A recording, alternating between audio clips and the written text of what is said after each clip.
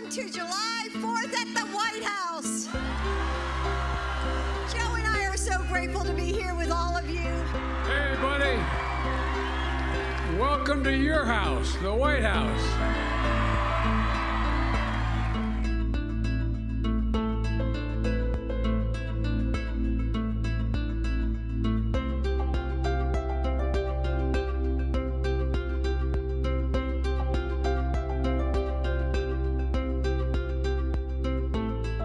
Thank you. You're great Americans. Today's America's Day. America's Day. Well, Mr. Prime Minister, it's great to see you. You're a valued friend, and I'm honored to welcome you to White House. Sweden is a capable and committed partner. Together, we're preparing our relationship for even further, including advancing the bilateral partnership agreement we're talking about. But we're also prepared for the NATO Summit next week, and I want to reiterate the United States fully supports Sweden's membership in NATO. And the bottom line is simple. Sweden is going to make our alliance stronger and has the same value set that we have in NATO. And really anxiously looking forward for your membership. And I want to thank you again for being here.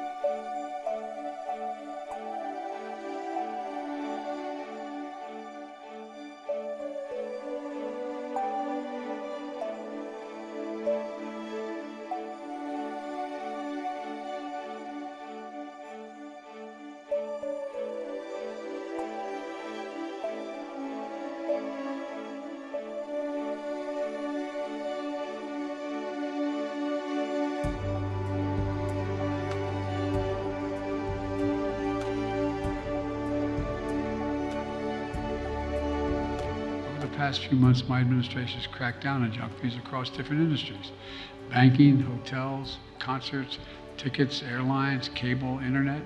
And today I'm pleased to announce that we're making some progress in healthcare. Today, my administration is closing these surprise billing loopholes.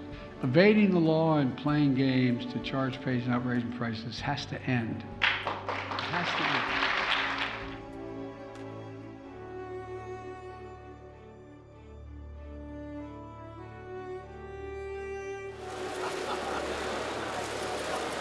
Back in Downing Street, your first time as president, so we're very privileged and fortunate to have you here. Great for us to carry on our conversations. Good to be back. Couldn't be meeting with a closer friend and a greater ally. Our relationship is rock solid.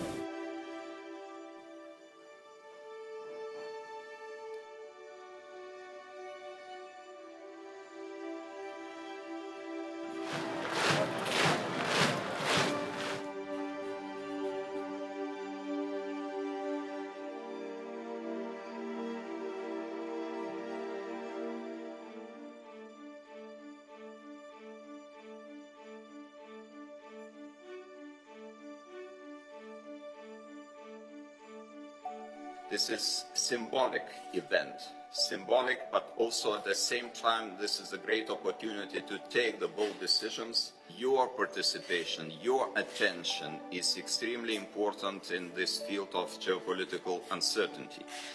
From bottom of our hearts, we welcome your visit, we welcome your arrival, and we are looking forward to cooperate with the United States in the future. The United States is here today to reaffirm our commitment.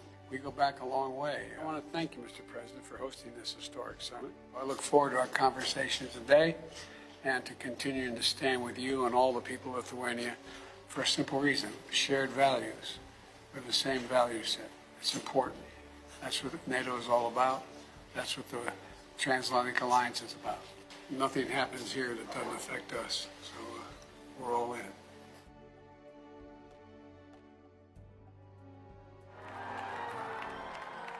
Hello, Lithuania!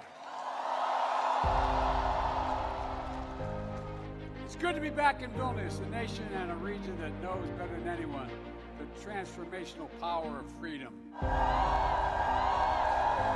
over the last few days, I had the honor of participating in the historic NATO Summit hosted by Lithuania.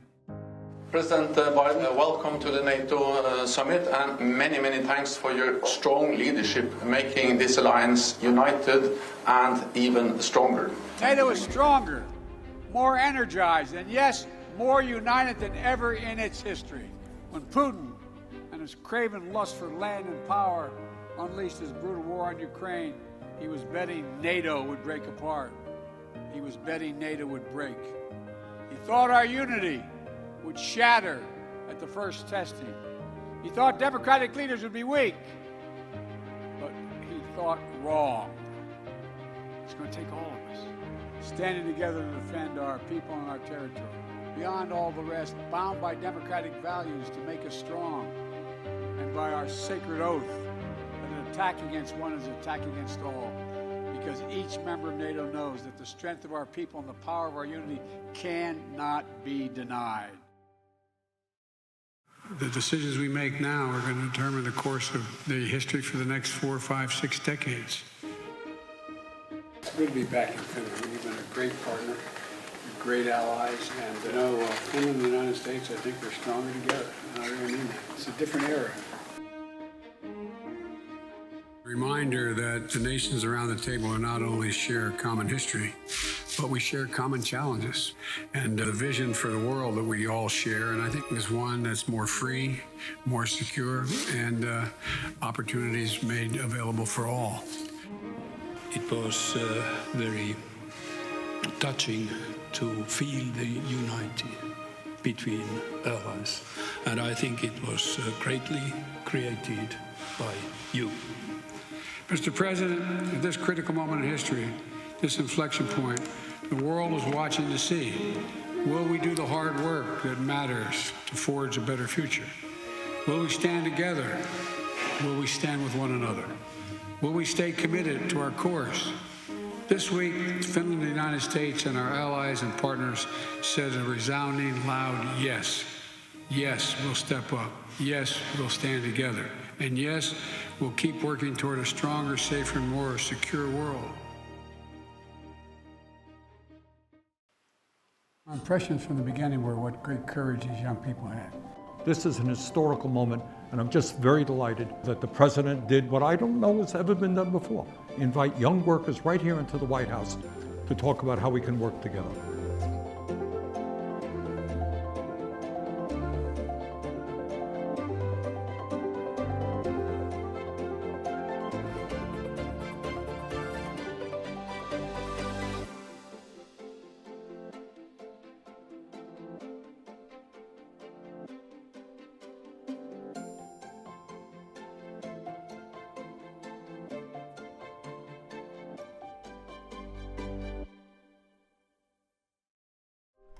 Well, Mr. President, welcome back. Welcome back to Washington. Welcome back to the White House. 75 years. 75 years. It's hard to believe. This is a friendship, I believe, that's just simply unbreakable. As I affirmed to Prime Minister Netanyahu yesterday, America's commitment to Israel is firm. So we got a lot to talk about, but again, welcome.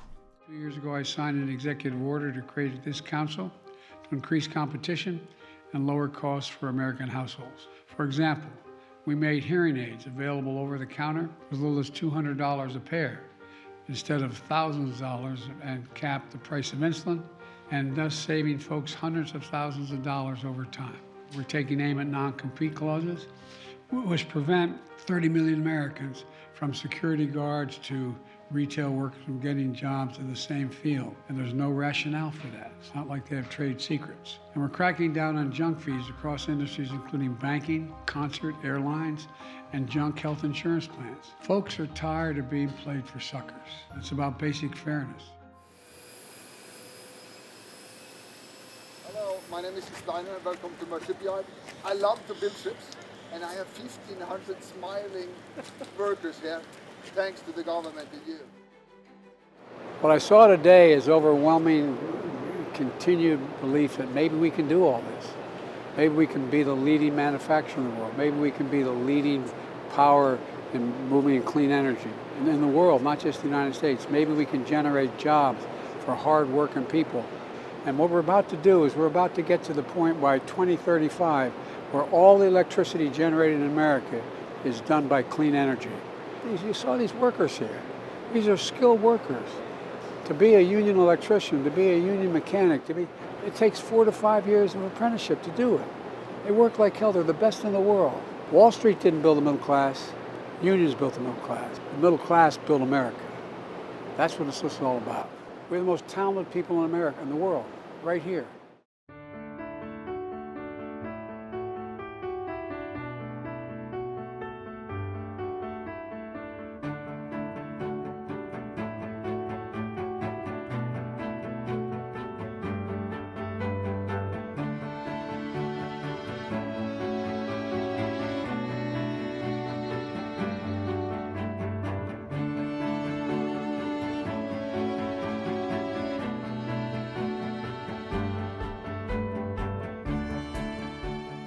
Joined by leaders of 7 American companies who are driving innovation in artificial intelligence, and it is astounding. And today I'm pleased to announce that these 7 companies have agreed to voluntary commitments for responsible innovation. These commitments, which the companies will implement immediately, underscore 3 fundamental principles: safety, security, and trust. Artificial intelligence promises an enormous promise of both risks to our society and our economy and our national security, but also incredible opportunities.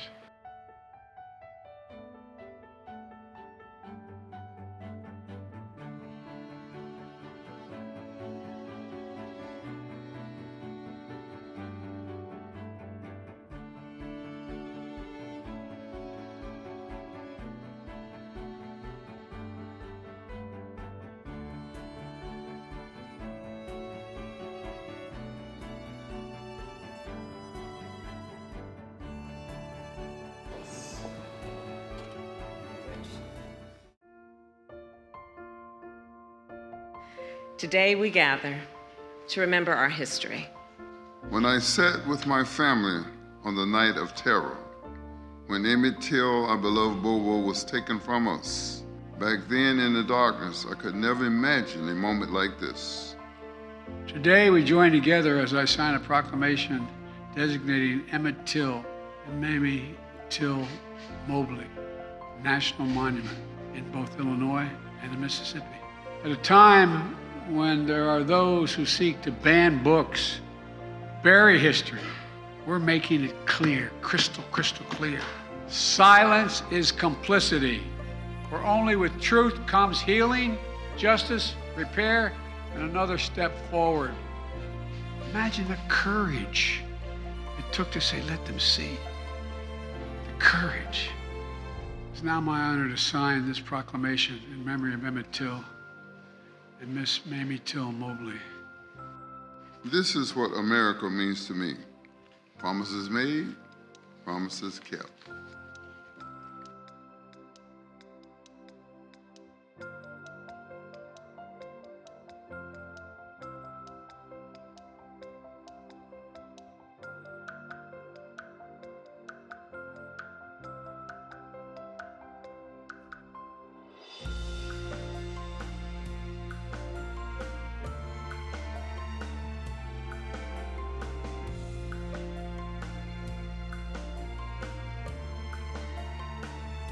We can all agree mental health care is health care.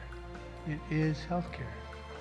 It's essential to people's well-being and their ability to lead a full and productive life.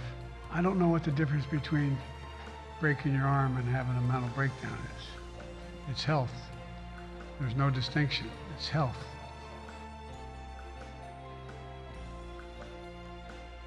Ever been to the White House before? President. How are you, man? Such a pleasure. Good to see you. Thank you for this honor. Well, thank you. Very, very grateful.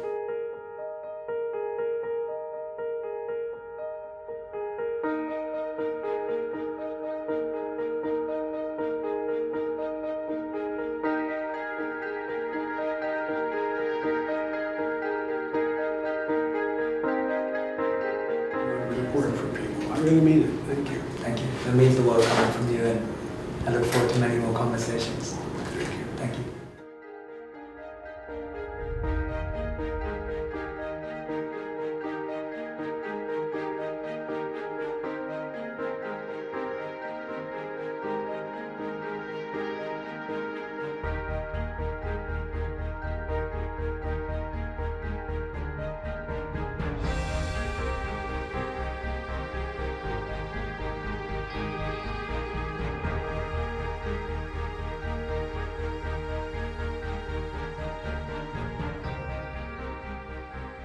Experts say extreme heat is already costing America $100 billion a year and hits our most vulnerable the hardest, seniors, people experiencing homelessness who have nowhere to turn, disadvantaged communities that are the least able to recover from climate disasters. We're using the American Rescue Plan to help states and cities promote energy efficiency, reduce flooding, and open cooling centers. We're delivering over $20 billion from the bipartisan infrastructure law to upgrade the electric grid to withstand stronger storms and heat waves. But none of this is inevitable. From day one of my administration, we've taken unprecedented action to combat the climate crisis that's causing this. I'd like to welcome the Prime Minister. The transatlantic partnership is the cornerstone of our shared security, and the Italian troops are playing a critical role in Europe, in the Mediterranean, and beyond. Italy and the United States are also standing strong with Ukraine. Today we're going to talk about our deepening economic connections, which fueled more than $100 billion in trade last year. And Italy is going to be leading the G7 this next time around. And I also look forward to pursuing an ambitious agenda for progress.